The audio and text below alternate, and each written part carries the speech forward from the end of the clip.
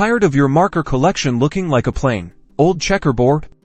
Let's ditch the basics and snag ourselves the super stylish plaid marker. First things first, we need to head over to the factory area. If you're spawning in, just follow the main path and keep an eye out for the giant factory building on your right. Alright, here we are. Enter the factory while Euro adventure awaits, and maybe some rogue conveyor belts. Okay.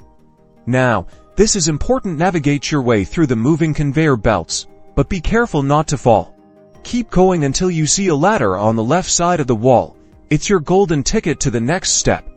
Spot that ladder, climb on up. This is our stairway to Playdom.